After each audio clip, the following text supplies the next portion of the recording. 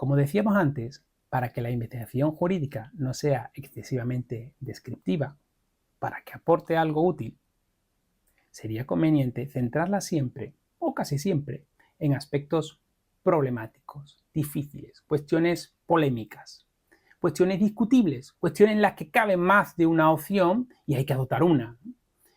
Si nuestro objeto de estudio son las resoluciones judiciales, entonces podríamos caracterizar estos dilemas, estos problemas, como dilemas judiciales. A veces incluso podríamos hablar de aporías, ¿no? Situaciones donde parece que nos fallan los recursos argumentativos que tenemos, no nos parecen dar una solución. Y entonces, bueno, conviene reflexionar para tratar de salir de la aporía. A mi juicio, estos dilemas, estos problemas, pueden ser básicamente de tres tipos. Aunque lo cierto es que los tres tipos, otra vez, nuevamente, están relacionados entre sí. Pero dependiendo de cuál sea nuestra perspectiva, nuestra finalidad de investigación, pondremos énfasis más en un tipo de dilemas que en otro tipo de dilemas. Los dilemas entonces pueden ser, problemas que se encuentran los jueces pueden ser jurídicos, retóricos o de justicia material. Problemas jurídicos. Bueno, el juez que quiere resolver la cuestión que se le plantea en derecho tiene que tomar una decisión y a veces no tiene claro qué decisión tomar o qué decisión adoptar. Algunos supuestos encajan en la lógica clásica de la subsunción. Norma jurídica, supuesto de hecho, tenemos un supuesto de hecho que encaja claramente en una norma jurídica, entonces aplicamos la norma jurídica al supuesto de hecho y adiós, ¿no? Ya hemos terminado. Entonces no nos encontramos con un dilema jurídico especialmente difícil. El juez no se encuentra con ningún problema complejo que resolver. Pero esto no sucede siempre, como bien sabemos. Hay veces que el juez tiene que tomar una decisión difícil, a veces se dice incluso trágica, en donde no está clara cuál es la solución correcta. Esto sucede muy a menudo en materia de derechos fundamentales cuando se hace un llamamiento a unas relaciones de proporcionalidad, ¿no? ¿Puede prohibir el empresario el velo islámico en el trabajo? Bueno, si es proporcionado. ¿Y cuándo es proporcionado? No. ¿Puede el empresario utilizar videovigilancia para controlar la prestación de trabajo? Bueno, entre otras cosas, entre otros requisitos, tiene que ser proporcionado. Bueno, ¿y cuándo es proporcionado? ¿No? ¿Puede el empresario llamar a un detective, ¿no? para que investigue si una persona trabajadora está realmente, digamos, enferma cuando ha cogido una baja, ¿no? O está realmente descansando en el sentido que requiera la baja que tiene? ¿Puede hacerlo? Bueno, depende. ¿Depende de qué? Bueno, depende de que sea proporcionado. Bueno, ¿y entonces cómo sabemos si es proporcionado? La ponderación es uno de esos supuestos en donde el juez tiene que tomar una decisión difícil que le provoca un dilema jurídico. ¿Cuál es la respuesta jurídicamente correcta, ¿no? Cuando las personas trabajadoras quieren adaptar su prestación de trabajo en virtud del artículo 34.8 del Estatuto de los Trabajadores a sus necesidades de conciliación familiar, al final el juez tiene que valorar, tiene que ponderar las necesidades de la persona trabajadora de conciliación y los intereses empresariales y tiene que llegar a una solución equilibrada. ¿Y dónde está el equilibrio, ¿no? Hay muchos supuestos sobre esto, tanto en derechos fundamentales como en otras materias. También hay a veces lo que yo he llamado antes calificaciones jurídicas complejas, situaciones que hay que calificar y donde la calificación implica una serie de valoraciones. A ver, ¿esto es acoso o no es acoso? ¿Produce un ambiente de trabajo humillante, intimidatorio, hostil? ¿Esto es discriminatorio o no es discriminatorio? ¿Esto es un acoso sexual o no es un acoso sexual? Implica una serie de valoraciones, ¿no? ¿Esto es un centro de trabajo o no? ¿Esto es una relación laboral o no?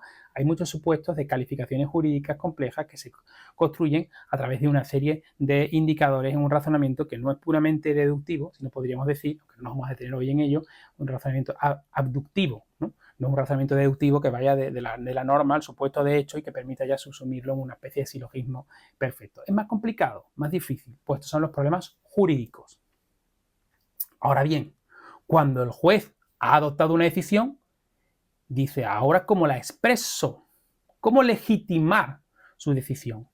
Porque en nuestro ordenamiento jurídico, en nuestro sistema político, la legitimidad de la decisión judicial no deriva, por ejemplo, de que consideremos que están iluminados por la divinidad, ¿no? O no deriva de que consideremos, yo qué sé, que consideremos que son necesariamente más sabios, que están imbuidos, ¿no? La decisión judicial se legitima en nuestro sistema porque está basada en el ordenamiento jurídico, que consideramos que deriva de la soberanía popular, ¿no? Porque está basada en la ley, en las normas, en el ordenamiento jurídico, y también porque es racional, motivada, etcétera, ¿no? Entonces, en estos supuestos, donde parece que el juez ha tomado una decisión en cierto modo prudencial, o donde parece que hay muchos elementos de subjetividad, pues resulta especialmente problemático legitimar la decisión. Es decir, oye, mira, que esta decisión la estoy dando, pero yo no estoy diciendo, a mí esto es lo que me parece mejor. No. Yo me estoy basando en el ordenamiento jurídico, y estoy dando una respuesta racional y motivada a una cuestión jurídica que se me ha planteado. O sea, no solamente hay que llegar a la decisión que el juez considera jurídicamente correcta, sino que luego hay que expresar esa corrección jurídica de la que el juez entendemos que está convencido, ¿no? Hay que expresarlo lingüísticamente de una manera eficaz, con claridad, con precisión y de una manera persuasiva, ¿no? Con lo cual aquí hay dilemas retóricos. ¿Cómo expreso yo esto? ¿Qué palabras, qué ejemplos, qué argumentos utilizo, cómo ordeno los hechos, etcétera, etcétera, ¿no? Dilemas jurídicos. Y por último, todo esto lo podemos plantear también desde la perspectiva de la justicia material. El juez normalmente pues no es una máquina que diga, no, yo aplico el derecho. Dice, sí, aplico el derecho, por supuesto. Pero yo busco que mi solución sea justa. Busco que mi solución sea materialmente justa. Claro, esto puede ser problemático, ¿no? Bueno, justa pero ilegal no puede ser. Tiene que ser legal y justa, ¿no? Tenemos esa especie de tensión que hay siempre entre, yo creo que hay siempre en los casos difíciles, ¿no? Entre la corrección jurídico-formal y la justicia material. Y los órganos judiciales están envueltos en esa tensión, ¿vale? Hay veces que tendrán que decir, bueno, vale, yo no estoy de acuerdo con la solución a la que he llegado de lege ferenda, pero yo la tengo que decir porque formalmente yo estoy obligado a decir esto, ¿no? Como decíamos antes, mi legitimidad se basa en el ordenamiento jurídico. Yo no puedo decir lo que yo quiera, no puedo aplicar lo que yo considero más justo en sí. Yo me tengo que aguantar, entre comillas, y irme a la solución que en este caso, bueno, me da el derecho formal, ¿no? Pero bueno, hay veces que no, que buscamos, oye, hay varias interpretaciones posibles y entonces yo me quedo con la que me parece materialmente más justa. Hay ese choque, incluso podemos encontrarnos a veces con sentencias que interpretadas desde fuera, no sabemos cómo la interpretará quien las ha dictado, pero desde fuera podemos decir, aquí realmente ha fallado demasiado, se ha ido buscando la justicia material, nos ha dado una conclusión que desde el punto de vista jurídico formal no parece correcta, y es más, al generar, si es un órgano superior, al generar una doctrina donde aparece ese error conceptual o ese error en la interpretación del ordenamiento jurídico, en el entendimiento del ordenamiento jurídico, por buscar una solución materialmente justa al caso concreto, pues ha creado una doctrina muy peligrosa que luego, si se aplica mecánicamente, va a producir resultados no solo antijurídicos, sino además materialmente injustos. Quiero decir, esa tensión está ahí, hay que reconocerla y hay que verla. El juez va a tener ese choque, consciente o inconscientemente, entre lo que es técnicamente, de una manera, digamos, formal, jurídicamente correcto, y la justicia material, ¿no? Pero además, ya en ese choque, tal y como lo he estado describiendo, se ha anticipado otro tipo de problemas, que es la tensión que existe también entre la subjetividad del juez y la aceptabilidad social. Y esa tensión opera tanto en lo que es la dimensión jurídico-formal como en la dimensión de justicia material. En los dos supuestos. Si nos vamos a lo jurídico-formal, una cosa es lo que el juez subjetivamente considera que es jurídicamente correcto y otra cosa es lo que piensa, quizá porque hay jurisprudencia anterior, ¿no? Lo que piensa que en el contexto de la comunidad de los juristas es jurídicamente correcto. Y ahí hay otra tensión que se resuelve veces mejor, a veces peor, a veces de manera más desequilibrada, se va para un lado, se va para el otro, llega a un punto medio, o pone una cuestión prejudicial al Tribunal de Justicia de la Unión Europea, no, o pone una cuestión de constitucionalidad, porque el juez puede entrar en una situación problemática cuando su concepción particular de cómo se interpreta el derecho choca con lo que piensa, seguramente a lo mejor por una doctrina jurisprudencial, lo que piensa que es la aceptabilidad en la comunidad jurídica de la interpretación aceptable en la comunidad jurídica del derecho. Eso choca, puede chocar. Y lo mismo pasa si lo planteamos desde la perspectiva de la justicia material. Una cosa es lo que el juez subjetivamente considere justo, pero a lo mejor puede pensar, no, yo a esto, bueno, yo voy al 100%, yo creo que esto es así, yo creo que esto es lo más justo, sin hablar ya de derecho, pero pienso que la sociedad no lo va a entender, la sociedad no lo va a ver justo, tiene que dialogar, o sea, no, el juez no se puede desprender ni en la interpretación del derecho ni en la interpretación de la justicia material, no se puede desprender de su subjetividad, eso es imposible y seguramente no sea bueno tampoco, ¿no? Pero tampoco puede quedarse en su subjetividad, en una especie de solipsismo, una ilusión, una burbuja, sin dialogar con lo que se considera aceptable en la comunidad jurídica, concretamente respecto a la interpretación de derecho, o en la sociedad en lo que respecta a la justicia material. Por lo tanto, estos dilemas, esos tres tipos de dilemas, problemas jurídicos, problemas retóricos, problemas de justicia material, se plantean a los jueces y tienen que dar una solución y no hay una solución clara. Todo este tipo de tensiones están presentes en la doctrina judicial, en las resoluciones judiciales y si entendemos que existen estas tensiones y por qué existen, podemos comprender mejor también el contenido y la estructura de la sentencia. Hay veces que el dilema es el mismo, pero visto desde perspectivas distintas, ¿no?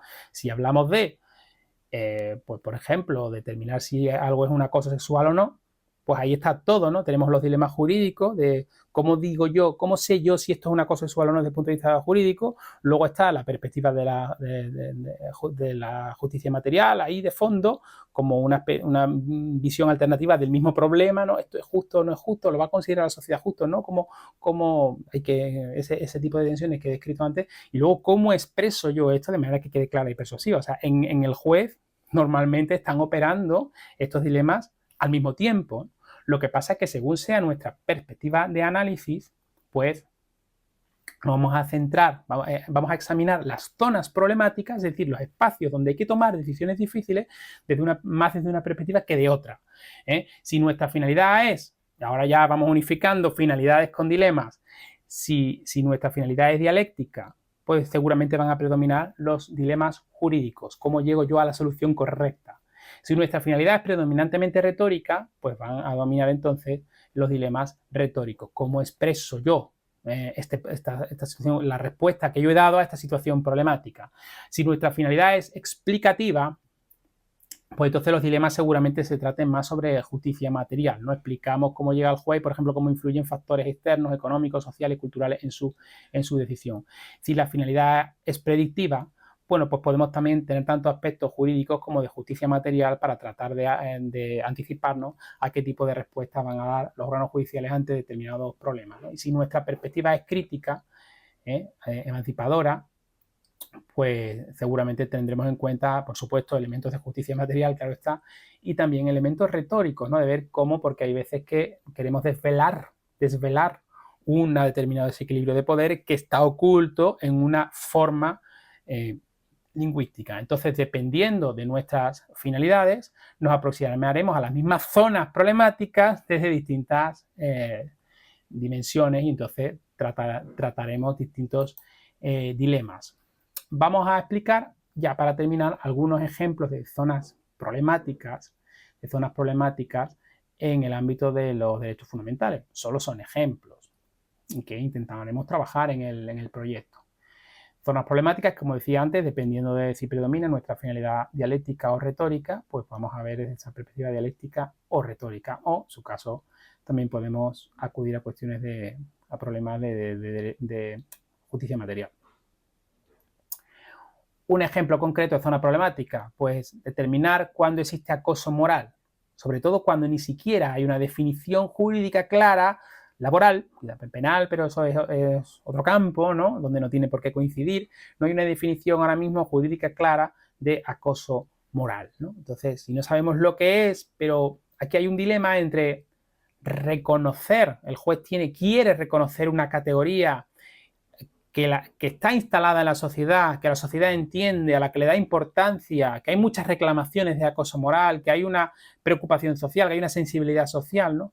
Incluso el juez puede considerar, bueno, pero es que además esto es que no puede estar permitido, ¿no? A veces no se prohíba estrictamente, cada vez va apareciendo más, ¿no? El acoso moral, no discriminatorio, el acoso moral en sí, el mobbing, ¿no? Acoso moral, aunque no se prohíba expresar, no puede estar permitido, no puede estar permitido esto, ¿no? Jurídicamente no tiene sentido. Entonces hay un deseo de reconocimiento del acoso moral, ¿no?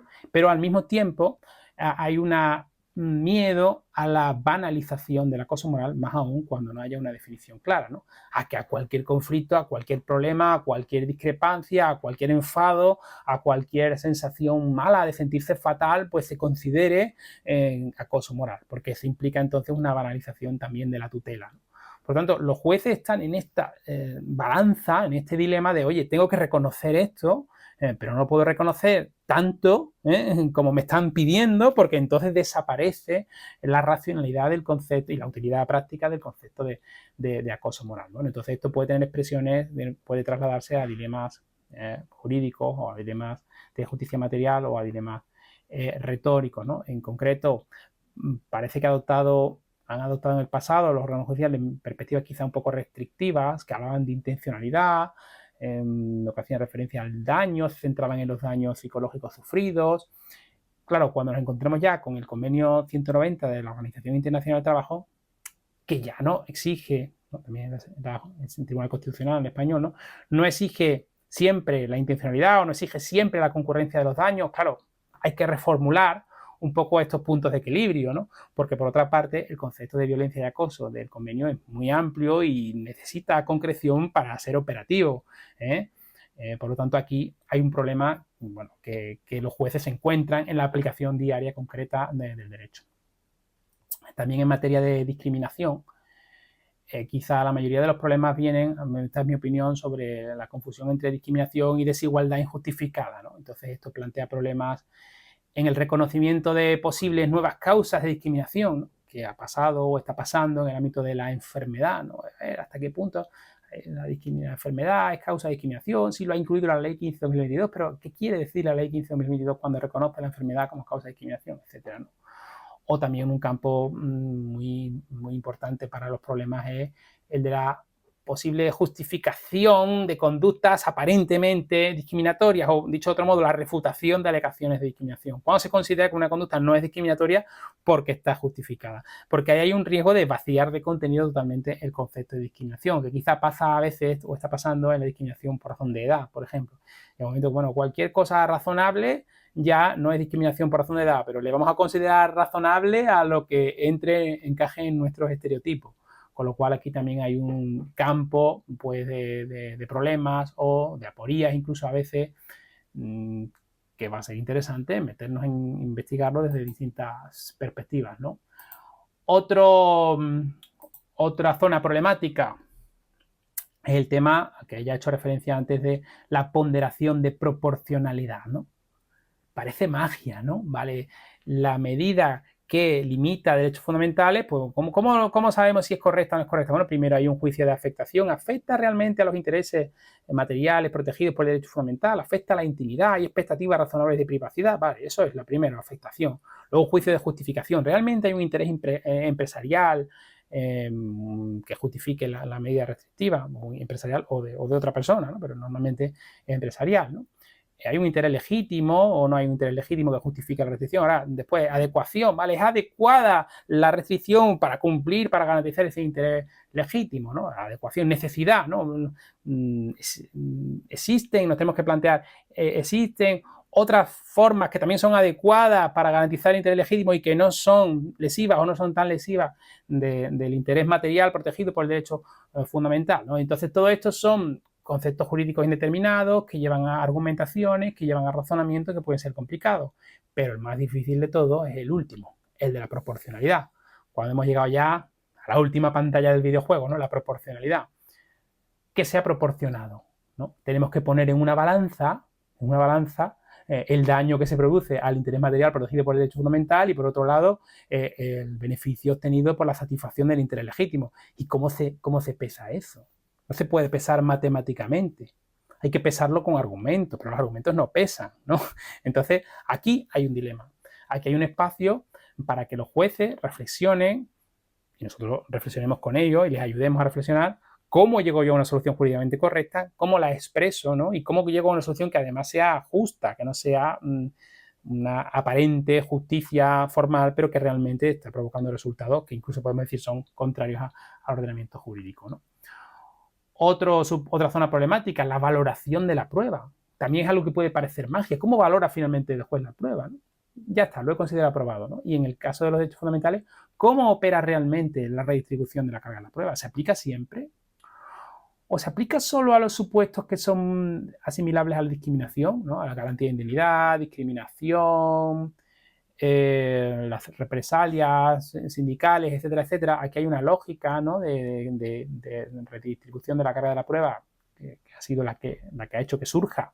Pero ¿cómo se aplica eso a la intimidad o al acoso sexual o al acoso moral? ¿Cómo se aplica la redistribución de la carga de la prueba? ¿Qué quiere decir? ¿Es pura retórica vacía o realmente y al final voy a valorar la prueba como a mí me dé la gana?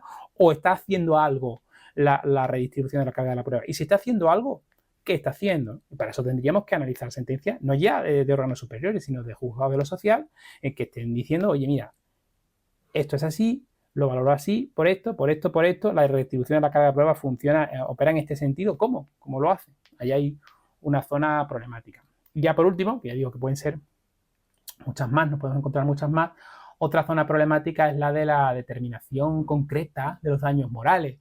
Tenemos que convertir un daño moral en dinero y eso, por definición, pues es, digamos, una obscenidad, no es algo, ¿cómo vas a convertir un daño moral en dinero? Pero hay que hacerlo, ¿no? Por otra parte. Entonces ahí hay una lucha, ¿no? ¿Cómo se concreta una cantidad? No hay tópicos argumentativos que lleven a cantidades concretas. Los tópicos nos pueden llevar a decir es grave, es más grave, es menos grave, más importante, menos importante, pero ¿cómo llegamos a la cantidad concreta, ¿no? Bueno, ya como he sabido, se recurre mucho, ya de manera generalizada, ante esa, digamos, confusión o a esa dificultad, se recurre a los parámetros de la LISOS, con mayor o menor éxito, ¿no? Pero se acude a eso. Pero claro, los parámetros de la LISOS también tienen un margen. ¿Cómo concreto yo la cantidad concreta incluso dentro de esos parámetros? Bueno, ahí son todas zonas problemáticas. ¿Cómo digo yo? ¿Son 12.000 o 13.000 o 14.000? ¿De dónde he sacado yo esa indemnización? Entonces ahí hay problemas de cómo llego yo a la cuantía que se encuentra el juez, cómo llego yo a una cuantía jurídicamente correcta, ¿no? ¿Cómo hago cómo esa cuantía es justa de verdad o no es justa, ¿no?